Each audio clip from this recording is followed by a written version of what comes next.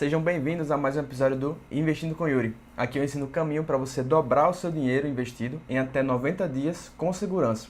Eu sou Yuri Wagner e o tema de hoje é como criar uma renda extra com ações. E nesse caso a gente está falando de renda extra, renda passiva, ou seja, dinheiro que trabalha por você enquanto você faz qualquer outra coisa da sua vida, tá bom? Então tem uma frase de Warren Buffett que é o seguinte: ele diz que se você não encontra um jeito de ganhar dinheiro enquanto dorme, você vai ter que trabalhar até morrer.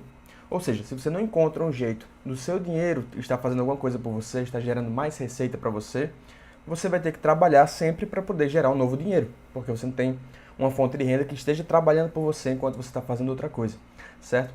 Então, a partir dessa premissa, a gente vai buscar entender como fazer para que nossas ações acabem gerando uma renda extra, uma renda passiva para a gente, através dos investimentos. Então, primeiro de tudo, na verdade, eu quero convidar vocês que estão participando aqui pelo YouTube e pelo Instagram a participar do evento 2x90, onde eu vou ensinar o passo a passo para vocês dobrarem o investimento de vocês, dobrarem o dinheiro de vocês em até 90 dias com segurança, tá bom? O link para se inscrever está na bio do meu Instagram. Dito isso, voltando aqui para o conteúdo, o que é renda passiva? Então, Robert Kiyosaki, autor do livro Pai Rico, Pai Pobre, que é o livro que está aqui para vocês que estão assistindo, esse autor, ele fala que você deve criar maneiras de ter renda passiva através de ativos. Então ele classifica as coisas que você compra basicamente em dois critérios. Ou ele é um ativo, ou ele é um passivo. Ou ele está gerando novas receitas, novas fontes de renda para você, ou ele está gerando novas despesas para você. Então, por exemplo, um exemplo de passivo. Um passivo vai ser o seu carro, por exemplo. Por quê? Porque não só você compra o carro, não é só aquele gasto momentâneo que aconteceu. Você tem outros gastos que vão vir daquela fonte de gasto, né, daquele passivo, que é, por exemplo, gasolina, que você vai ter que pagar, afinal você vai ter que se locomover de um ponto para outro com algum combustível. Você vai ter que pagar manutenção do carro quando ele quebrar. Você vai ter que pagar seguro, ou se não pagar seguro, vai ter que pagar o preço de uma manutenção mais cara quando bater o carro, por exemplo.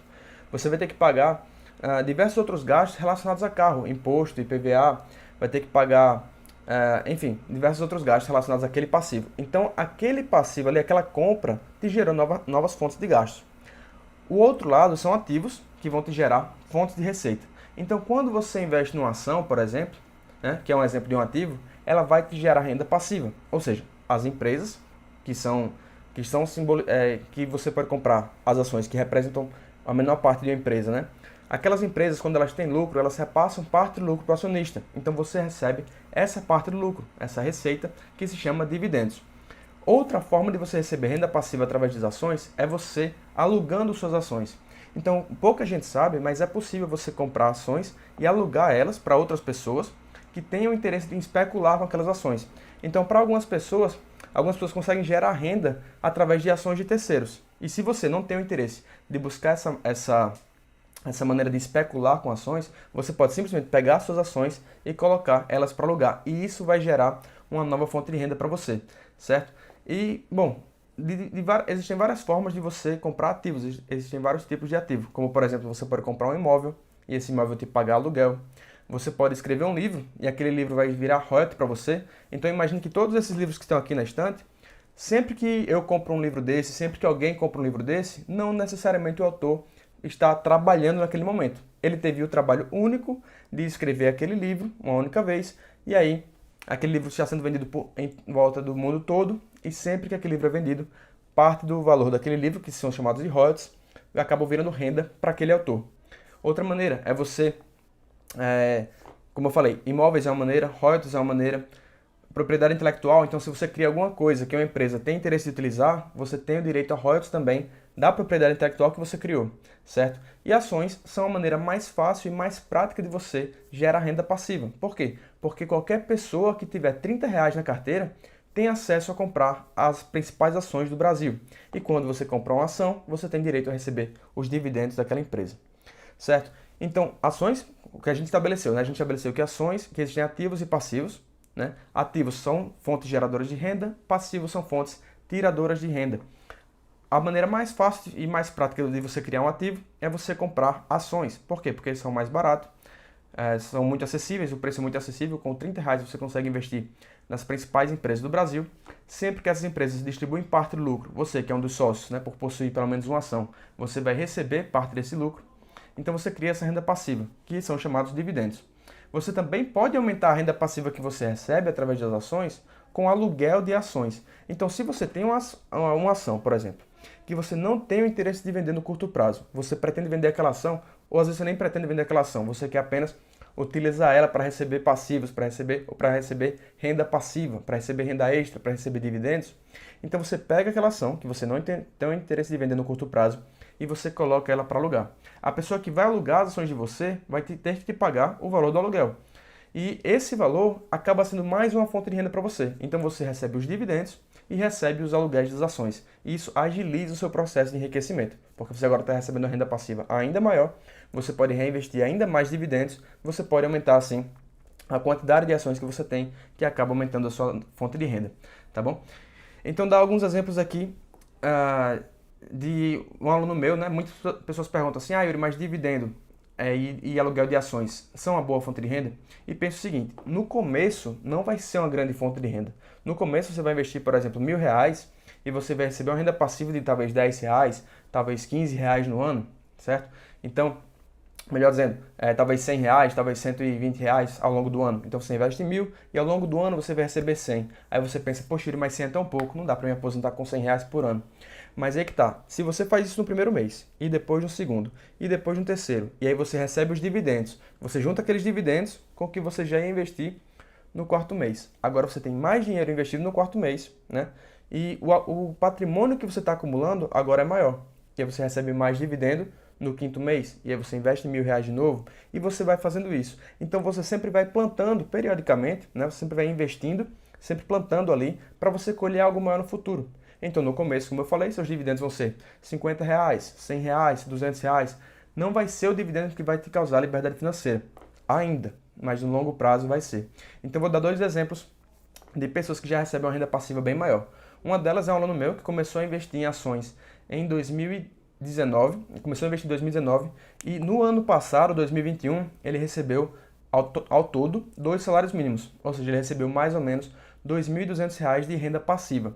Então, pensa só, se ele recebe R$2.200 em apenas 2 anos investindo em ações, quanto ele não vai receber daqui a 3 anos, e daqui a 4 anos, daqui a 5 anos? Eu fui ver que, para mim, pessoalmente, em 2021, o que eu recebi de renda passiva foi metade de toda a renda passiva que eu recebi nos últimos 4 anos.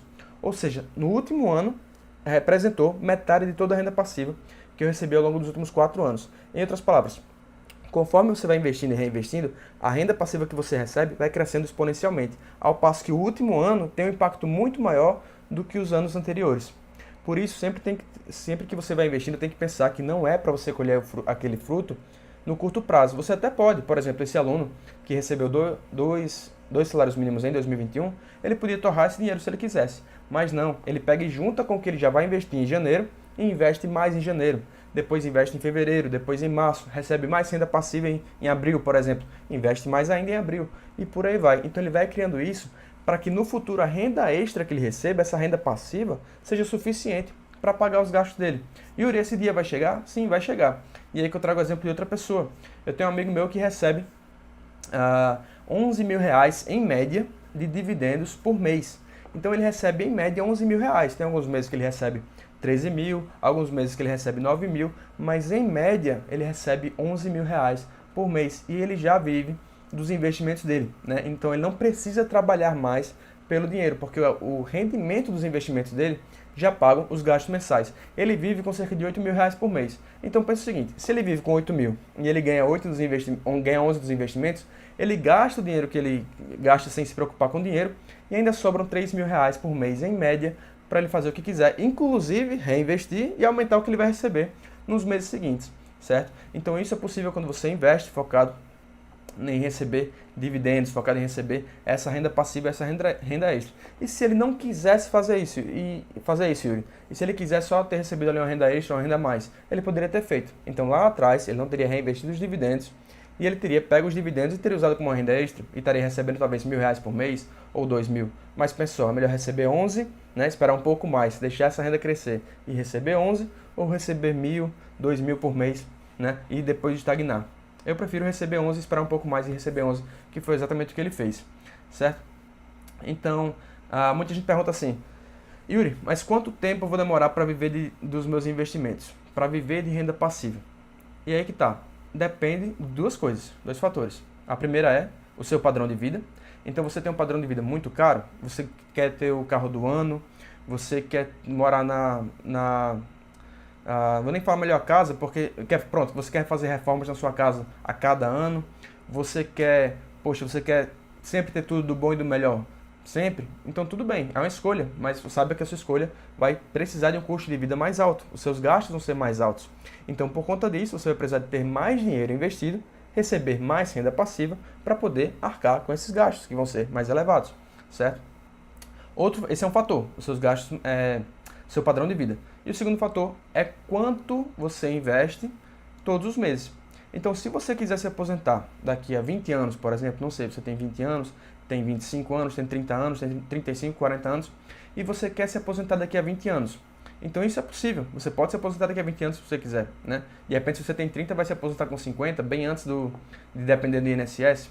Então isso é possível se você, depende de quanto você está investindo todos os meses. E se você está investindo todos os meses, se você está plantando essa semente todos os meses, né? Se você está investindo todos os meses, muito provavelmente você vai colher esses frutos de ter uma renda extra muito em breve e de poder se aposentar com essa renda, que no começo é extra, e depois pode até ser maior do que sua renda principal, certo? Mas é aí que tá, se você não planta, você não vai ter o que colher no futuro, né? Se você não investe, você não vai ter o que colher você não vai ter uma renda passiva daqui a 10 anos, por exemplo, não uma renda passiva grande, uma renda passiva que seja uma renda extra que talvez seja metade do seu salário ou até seu salário todo, tá bom? Então, se você não planta, você não tem do que tirar, não vai ter de onde colher, tá bom? E muita gente acaba tentando fazer isso, acaba tentando criar essa renda extra com investimentos e acaba fazendo do jeito errado. Yuri, qual é o jeito errado? Tem várias coisas que você pode fazer, né, vários erros que você pode cometer. Um deles é você investir sem saber exatamente o que você está fazendo. Então tem muita gente que quer começar a investir em ações, que quer entrar no mundo do investimento em ações, seja porque quer criar uma renda extra, seja porque quer ficar rico rápido, como é o caso de muita gente, né, que infelizmente acabam quebrando a cara, na maioria dos casos.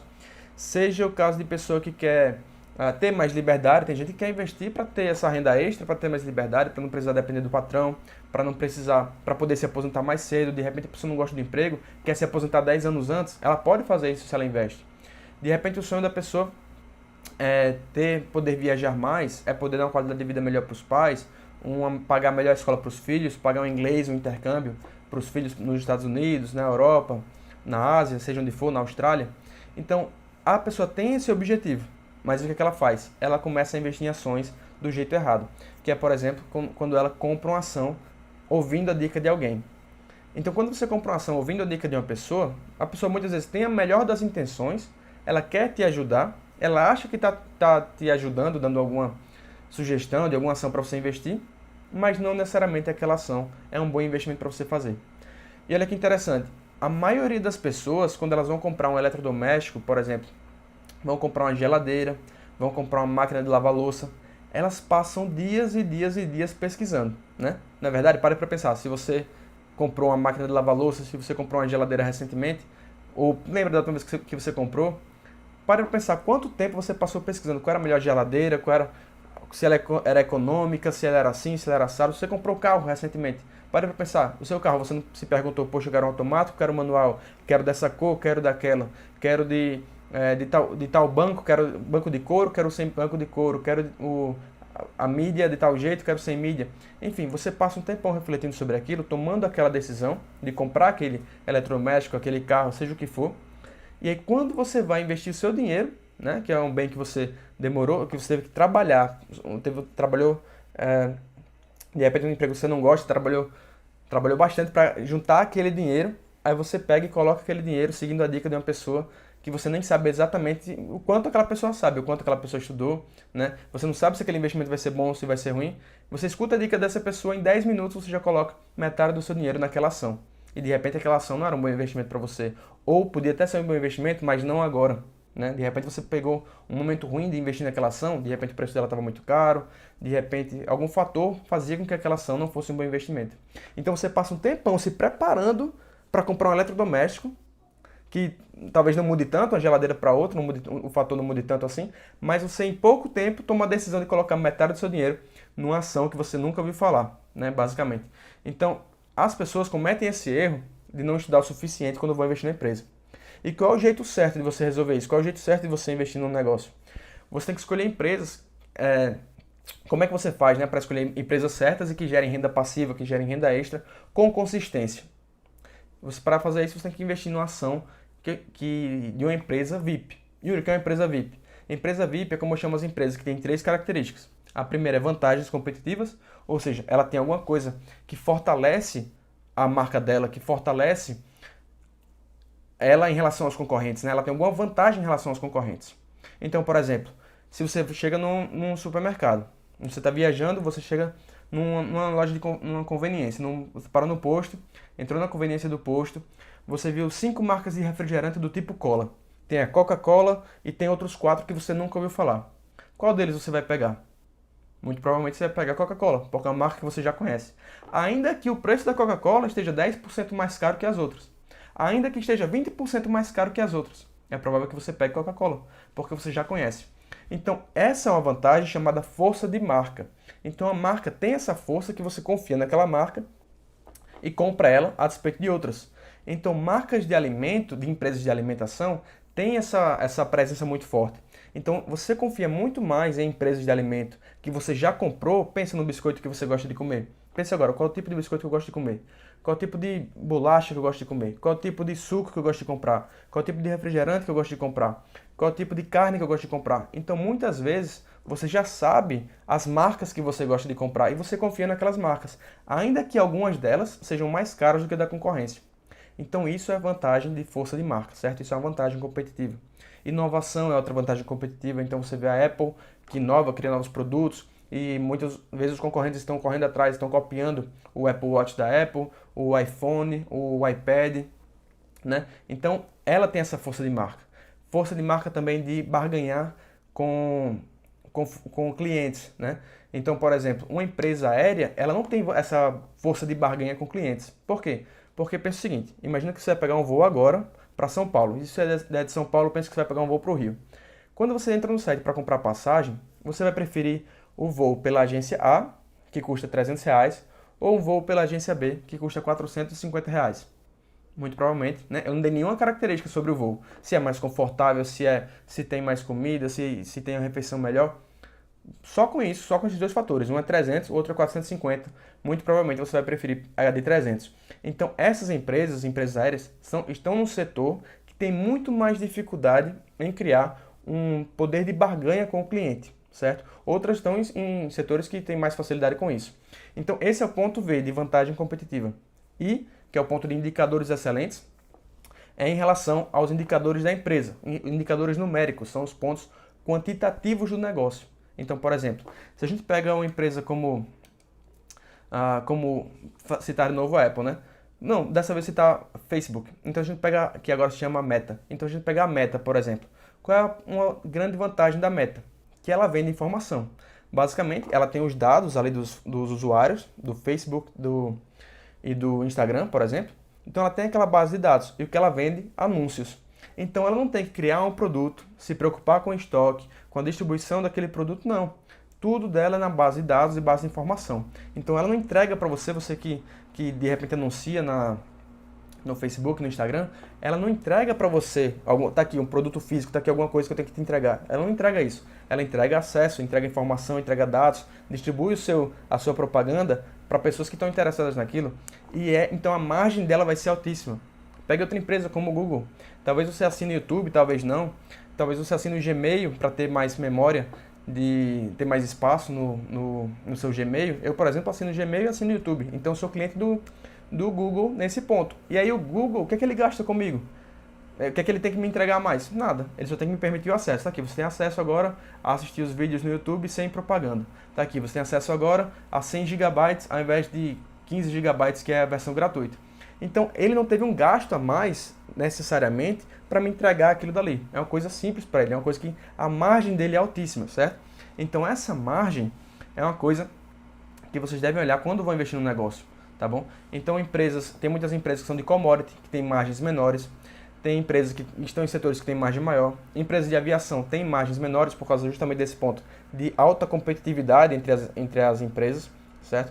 Então, varia de negócio para negócio, mas as empresas que costumam ter margens maiores são aquelas que trabalham mais com informação, trabalham mais com dados e menos com produto físico, porque queira ou não, produto físico tem um custo de estoque, tem um custo de distribuição, tem, enfim, vários custos relacionados ao produto físico, tá bom? Então, indicadores excelentes, né? Esse é o segundo ponto das empresas VIP. E o terceiro ponto são proventos consistentes, porque afinal aqui a gente está falando de você gerar uma renda extra, uma renda passiva com ações. Então você quer investir em empresas que têm uma base sólida, que vem através de vantagens competitivas e indicadores excelentes, para poder pagar proventos, para poder pagar bons dividendos, para poder dar uma boa renda passiva para o investidor. E o ponto P, que é o último ponto, né, proventos consistentes, vai te dizer se aquela empresa está pagando consistentemente dividendos ou não.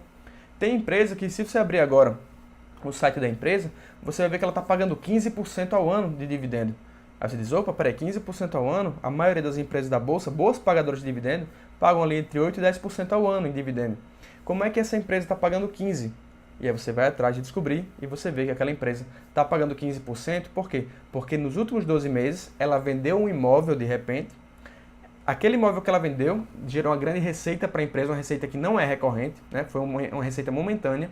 E aquela receita ela pegou e vendeu, aquele imóvel ela vendeu, gerou aquela renda, aquela receita que não é recorrente para ela, e ela pegou e distribuiu para os acionistas. Isso fez com que o dividendo que ela paga nos últimos 12 meses subisse muito. Não quer dizer que é um dividendo consistente, certo? E aí que você tem que descobrir se aquele dividendo é consistente, se ela costuma pagar ano a ano proventos próximos àquele que ela pagou nos últimos 12 meses, ou não, se foi uma coisa atípica e nos anos anteriores ela pagava um valor bem menor, tá bom? Isso é muito importante para você não investir no negócio só porque ele tem um dividendo alto e ele não vai ter um dividendo satisfatório nos próximos anos, tá bom? Então isso é importante saber também quando você vai investir no negócio. Esses são os 3 pontos. Essa é a primeira dica para você investir na empresa e receber dividendos. E agora eu vou dar as outras duas. Vamos lá. Então essa é uma maneira, né, de você escolher empresas que possam te prover dividendos, né, esses proventos consistentemente. Outro ponto importante é você alugar essas ações, já que você está investindo com foco em dividendo, com foco em gerar renda passiva. Você investir num bom negócio que tem hoje vantagens competitivas, que tem hoje indicadores consistentes, ou seja, indicadores excelentes, desculpa. Ou seja, ele tem boas margens, ele está pouco endividado, o preço dela está bom em relação ao lucro e vários outros indicadores estão ótimos, ela tem proventos consistentes, pronto, você sabe que aquilo é uma empresa VIP, você pode investir nela. E aí você tem aquela empresa que você foca para o longo prazo. E para te gerar uma renda passiva, o que é que você faz? Você pega e aluga aquelas ações. Ou seja, você coloca aquelas ações para serem alugadas, para que outras pessoas usem as suas ações para especular com elas e você receba uma renda passiva vinda daquelas ações, certo? Então aí você aumenta os dividendos que você recebe, aumenta a renda passiva que você recebe e alcança seus objetivos ainda mais rápido. Digamos que você iria se aposentar com seus investimentos daqui a 12 anos. E aí você se aposenta com 9 anos, por exemplo. Por quê? Porque você colocou as ações para alugar, aquilo gerou uma nova renda passiva, acelerou seus resultados e por aí vai. Outro ponto.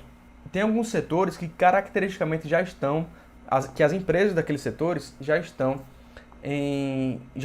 costumam ser empresas VIP.